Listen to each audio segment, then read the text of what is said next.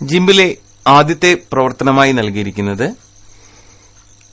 ഒരു പുതിയ ക്യാൻവാസ് തുറക്കുക എന്നതാണ്. ആദ്യം നമുക്ക് ജിംബ് സോഫ്റ്റ്വെയർ തുറക്കാം. Application, graphics, GIMP image editor.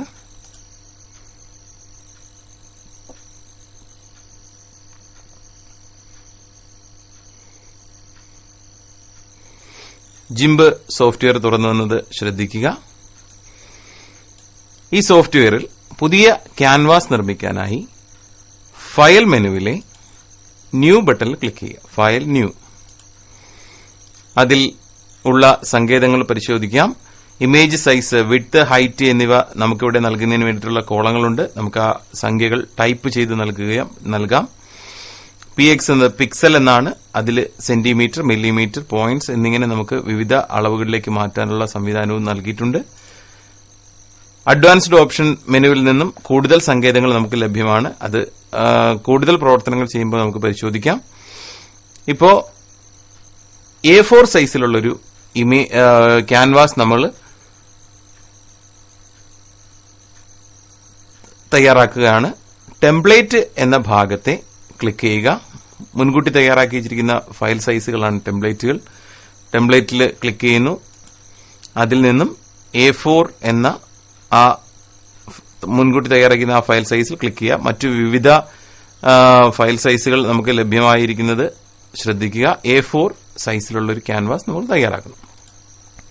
A4ൽ click ചെയ്യുന്നു. OK ബട്ടണിൽ ക്ലിക്ക് ചെയ്യുന്നതോടുകൂടി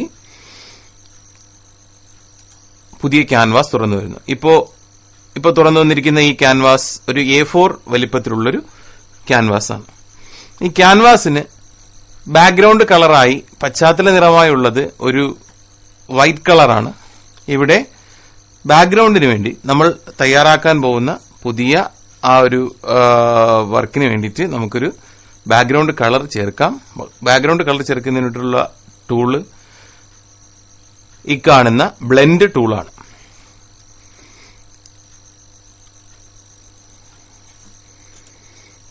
ബ്ലെൻഡ് ടൂളിൽ ക്ലിക്ക് ചെയ്യുക. ഇവിടെ ഫോർഗ്രൗണ്ട്, ബാക്ക്ഗ്രൗണ്ട് കളേഴ്സ് എന്ന ടാബിൽ മുകളിൽ കറുത്ത നിറവും താഴെ വെള്ള നിറവും നമുക്ക് കാണാം. മുകളിലുള്ള കറുത്ത നിറത്തിൽ ക്ലിക്ക് ചെയ്ത് നമുക്ക് ആവശ്യമുള്ളൊരു നിറം സെലക്ട് ചെയ്യുക. മൗസ് ക്ലിക്ക് വഴി നിറത്തിന്റെ ഇന്റൻസിറ്റി നമുക്ക് മാറ്റാം. ബാക്ക്ഗ്രൗണ്ട് കാണുന്ന ആ വൈറ്റ് കളർ ക്ലിക്ക് ചെയ്ത് അവിടെയും നമുക്ക് മറ്റൊരു നിറം നൽകാം.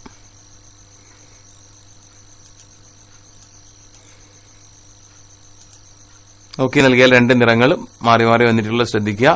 അതിനുശേഷം ബ്ലെൻഡ് ടൂൾ സെലക്ട് ചെയ്ത ശേഷം മൗസ് ക്ലിക്ക് വഴി നമുക്ക് ഒരു കളർ ചേർക്കാം.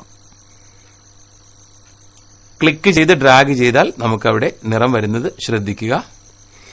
ഏത് രീതിയിൽ വേണമെങ്കിലും നമുക്ക് അവിടേക്ക് നിറം ചേർക്കാൻ സാധിക്കുന്നതാണ്.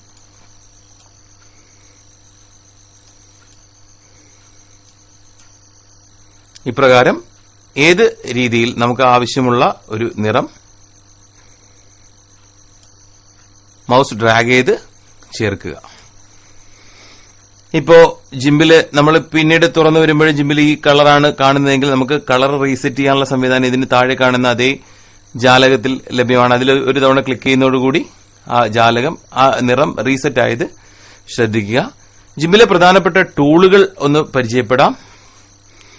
റെക്ടാംഗിൾ സെലക്ഷൻ ടൂളാണ്. ചതുരാകൃതിയിൽ സെലക്ട് ചെയ്യുന്നതിനുള്ള ടൂളാണ്.